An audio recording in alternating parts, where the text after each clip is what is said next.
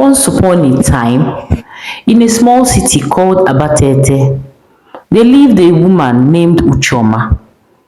At 34, she was the epitome of success.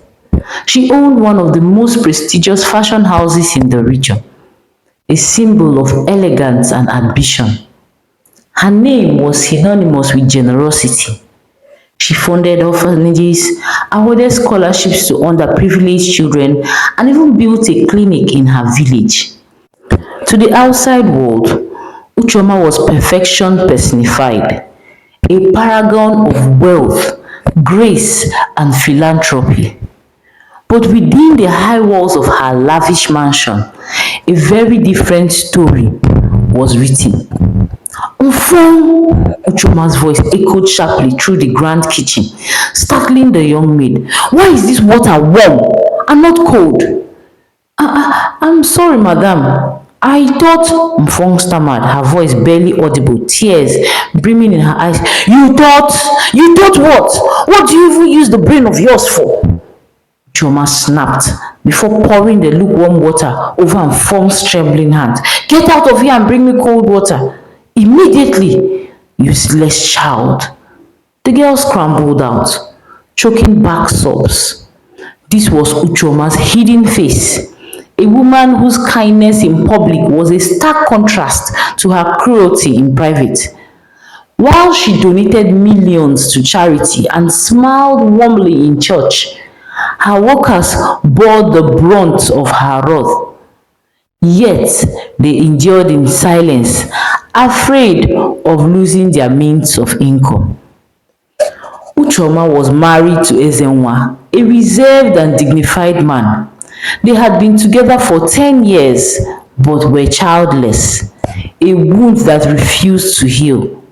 Uchoma had tried everything: 5 failed IVF procedures, visits to the herbalist, and even desperate trips to spiritual healers.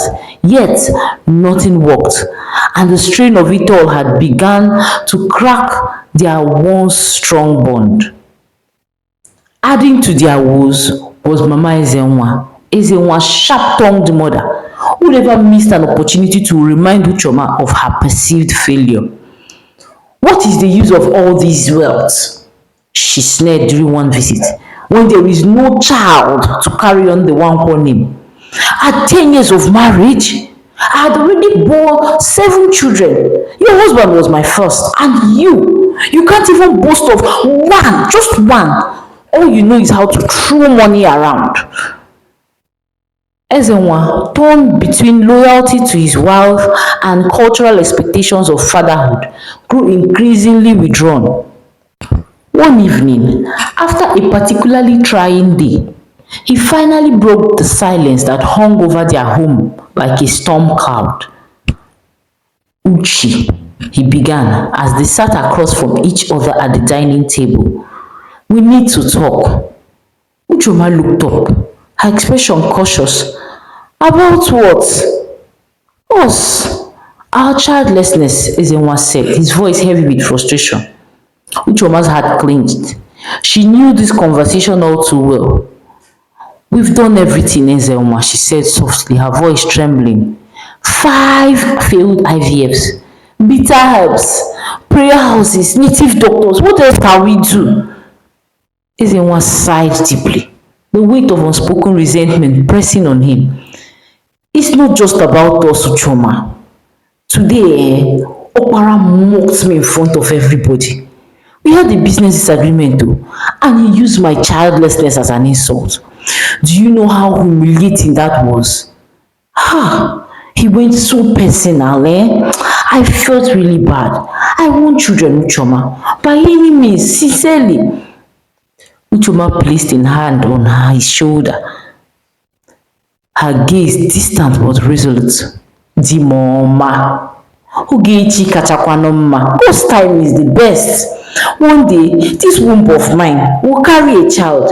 Let's not lose hope, she said, fondling her tummy. But hope, thin as it was, barely held their marriage together.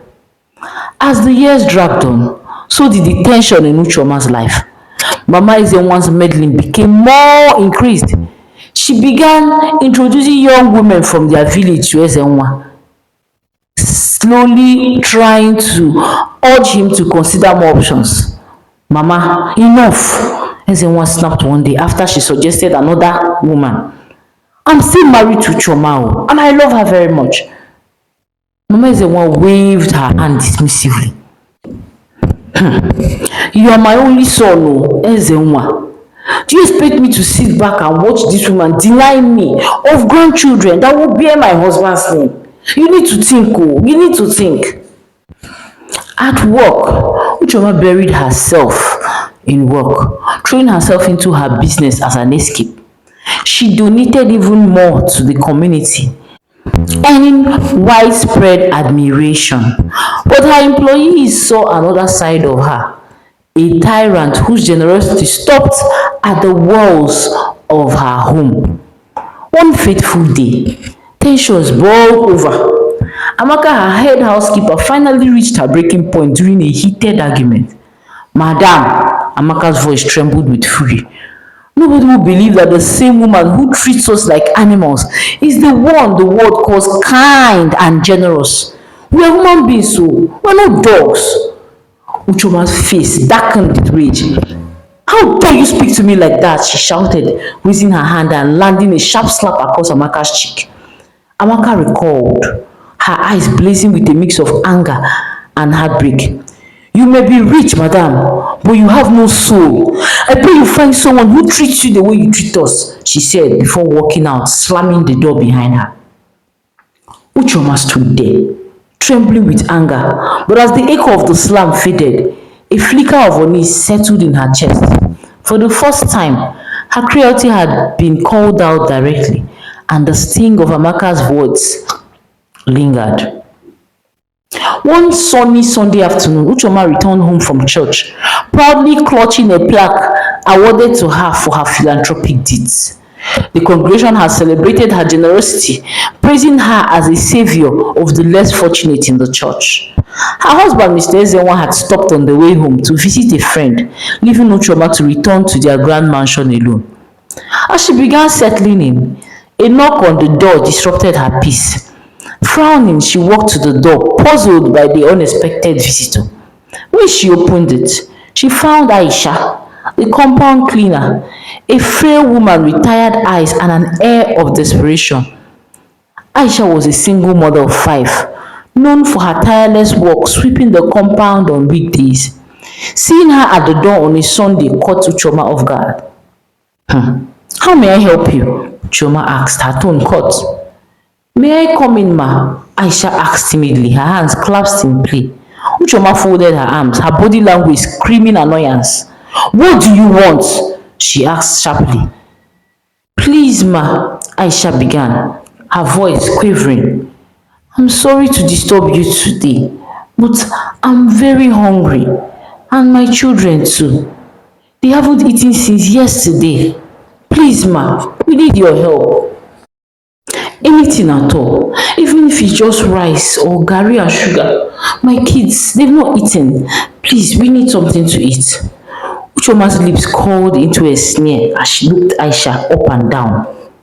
Does this look like a provision store to you? Eh? Or is this the new palliative center that I don't know about? Who told you we are giving out palliatives here? Please, ma, Aisha begged, tears welling up her eyes. I have a 9-month-old baby. He's been crying non-stop since yesterday and I don't know what to do. I'm just desperate. Please, ma, anything, even if it's just one spoon of garri, we would be satisfied. But Ucheoma was unmoved. Her voice dripped with contempt. 9 months old. And how many more are you planning to have? You have 5 kids already, and you can't even feed them. Every year, another child, just like a soldier ant. Did I ask you to give birth to a football team?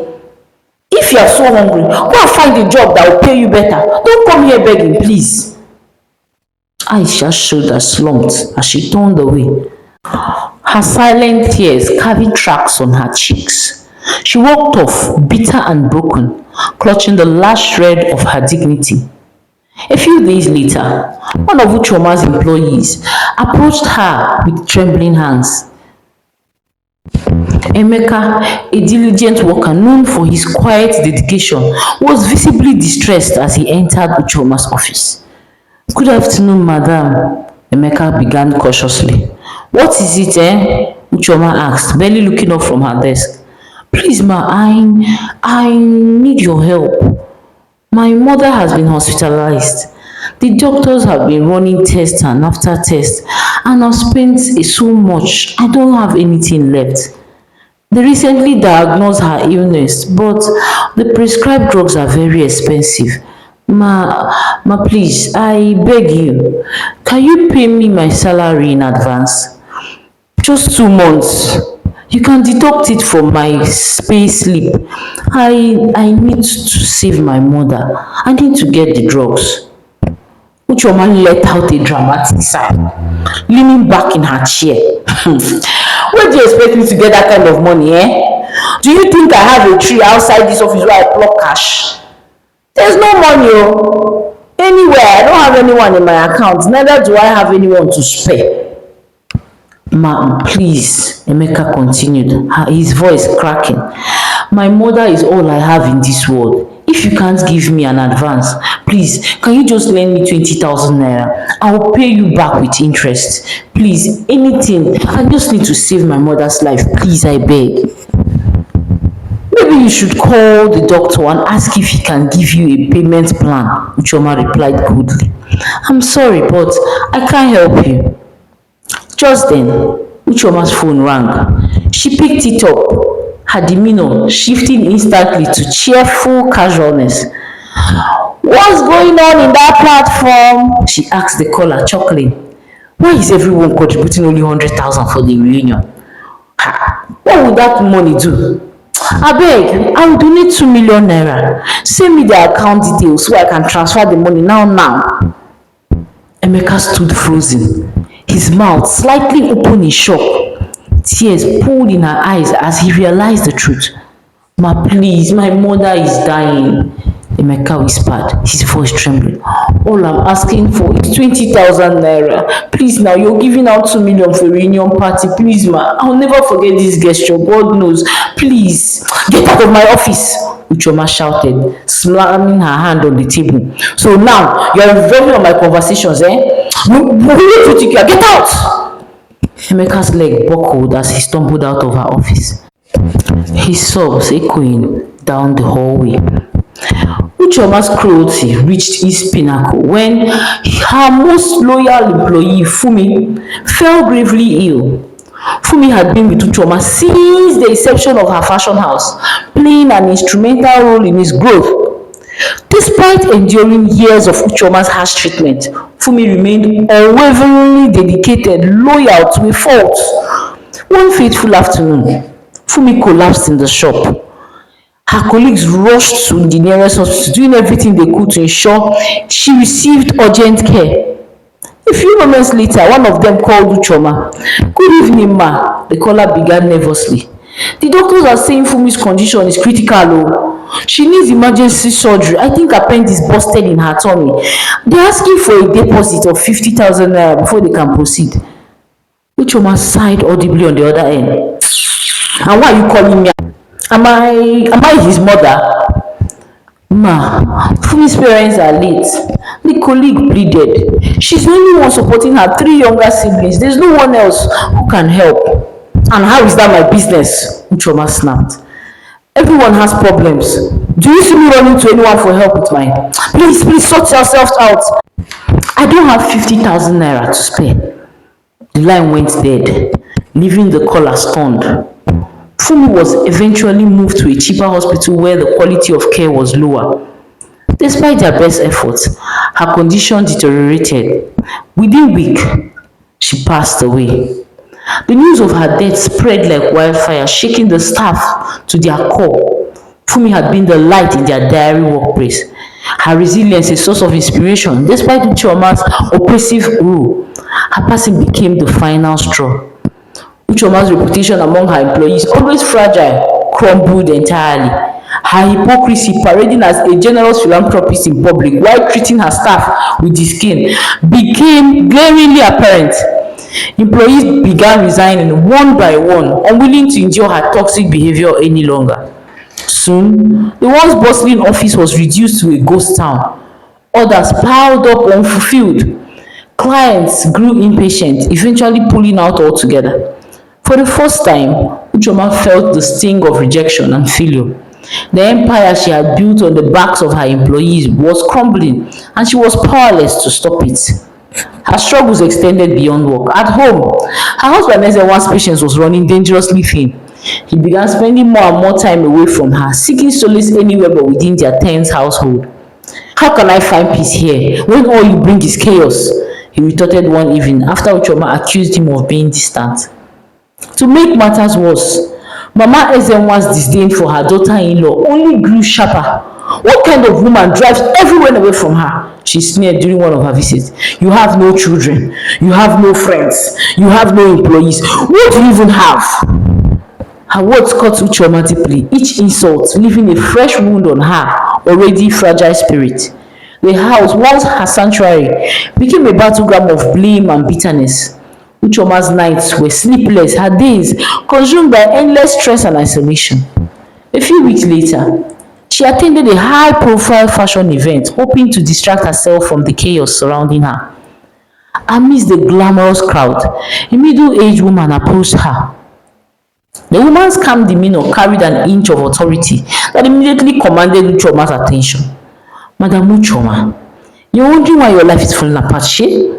The woman said, her voice steady and firm. Ucheoma frowned, startled by her directness. Excuse me, who are you?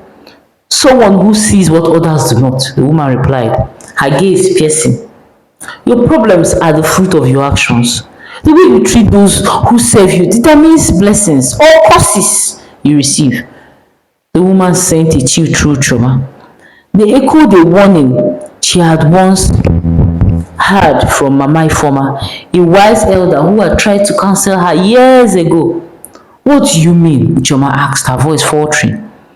Go home, reflect, start by treating your employees and servants with dignity. Only then will you see a change, the woman said. Without another word, she disappeared into the crowd. That night, Ucheoma lay awake, the woman's words replaying in her mind. Was it true? Would her cruelty be the root of her downfall? For the first time, doubt crept into her heart, forcing her to confront the painful possibility that she was the architect of her own misery. After days of sitting in her empty office, Ucheoma decided it was time to fix what she had broken. She remembered Emeka, the employee whose mother was sick. Maybe I should start with him, she thought. She quickly ran through some files on her desk. She remembered that Emeka had come with the test results given to him by the hospital the day he came asking for money. She quickly snapped the address of the hospital as she made her way there. At the hospital, Ucheoma asked for Emeka's mother's room. When she walked in, Emeka was sitting beside the bed, holding his mother's hand. His face looked tired and sad. Emeka, Ucheoma said softly. Emeka looked up, shocked. Madam, what are you doing here? I came to see you, Emeka. To apologize, Ucheoma said, her voice shaking. What I did to you was wrong. I shouldn't have turned away when you needed help. I want to make things right. Before Emeka could respond, she handed him a fat envelope. Take this. It should cover all her hospital bills. And if you need anything else, you can call me. Tears filled Emeka's eyes as he opened the envelope. Madam, I don't know what to say. Thank you so much. You're welcome, Emeka, she said, turning her back to leave.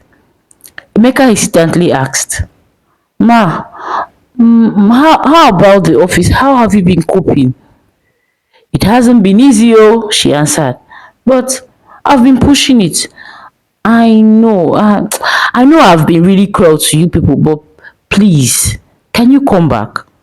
The workload is beyond me and I've lost almost all my customers because I'm not able to meet their deadline anymore. Please, come back to work, she said. And if you can, could you talk to the others to tell them I'm really sorry and that I want them to also return? Emeka hesitated for a moment, then nodded. I'll come back and I'll speak to the others. But madam, you know now, I don't know whether it will be that easy, but I'll just try to convince them. Thank you so much, Ucheoma said. I promise I'll be better. Next, Ucheoma visited Fumi's home. The house looked even smaller and sadder than she had remembered. Fumi's younger siblings were sitting on the couch, their faces tired and worn. When they saw Ucheoma, they stood up quickly. "What are you doing here?" the eldest Tolu asked sharply. "I came to apologize." "I'm sorry," Ucheoma said. "I should have helped Fumi when she needed me. I really failed her, and I'm very sorry for that." Tolu crossed her arms. "Sorry won't bring her back." "You're right," Ucheoma said, "but I can still honor her memory. I know Fumi wanted you people to go to school, which is why I've set up scholarships for all of you.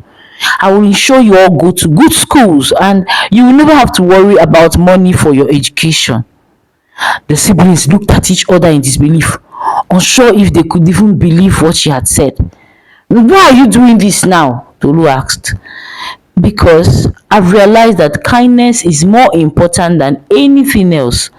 Fumi taught me that, even though I didn't see it before now," Ucheoma replied. Tolu's eyes softened and so did the siblings. They all knelt down in unison. "Thank you, ma. We appreciate. I'm sure Sister Fumi will be smiling in her grave now," Tolu said. One by one, Ucheoma reached out to the former employees. She apologized to each of them, admitting her mistakes. Some agreed to return, while others refused. Ucheoma accepted their decisions, knowing she had to earn back trust. With the help of Emeka and the few employees who returned, she began rebuilding her business. One day, after helping a new employee who had an accommodation problem, Ucheoma sat in her office, feeling hopeful for the first time in months. "Madam," the employee said shyly, "you are so good. Thank you so much for your kindness." As she stood to leave, she stepped back. "Ma, there's something I want to tell you, and please don't take it the wrong way. Oh. This is my uncle. He's a gynecologist and he's very good. He has helped a lot of women who couldn't have children. Maybe you should try him." Ucheoma's heart skipped. She had been to several hospitals in the past, but chose to put the words of her employee to test. After all, there is no harm in trial. "What's his name?" she asked. "Dr. Okoye," the employee replied. "I can give you his number if you want." Ucheoma wasted no time. She and Ezenwa visited Dr. Okoye the next day. He was kind and listened carefully as they explained their struggles. "Don't worry," he said with a reassuring smile. "We'll run some tests and find the best treatment for you." Over the next few months, Ucheoma followed the doctor's advice. She took the medications, changed her diet, and attended all her appointments.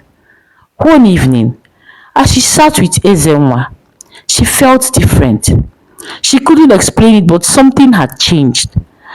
"I think we should run a test," Ezenwa said, noticing her glowing face. When the results came back, Ucheoma couldn't believe her ears. She was pregnant. 9 months later, she gave birth to beautiful twin boys. Ucheoma's life was completely different now. Her fashion house regained its former glory and clients were happier than ever. Her employees respected her because she treated them with kindness and fairness. At home, her family was filled with laughter and love. Ezenwa was overjoyed with their twin sons, and even Mama Ezenwa softened towards Ucheoma. For Ucheoma, the greatest lesson was this: No wealth or success could compare to the richness of a heart that truly valued others. And in every act of kindness, she found that one thing she had desperately sought: peace. The end. Thank you so much for watching this video to the end. Ucheoma's story is a powerful reminder that no matter how much we achieve in life, our true legacy lies in how we treat others. A few lessons I have learned, I will taken away from this story, is that kindness costs nothing but can mean everything. Ucheoma learned the hard way though, that the same people we ignore or mistreat might hold the keys to our blessings. Another very profound lesson in this story is that no one can succeed alone.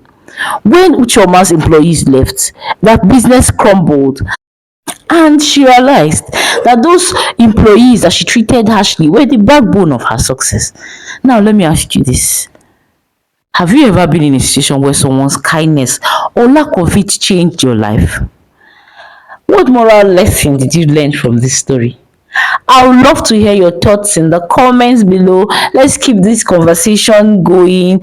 Please don't forget to like, share, and subscribe to this channel for more inspiring stories and lessons like this one. Remember, small acts of kindness can spark big changes. Thank you so much for watching. See you in the next video. Bye.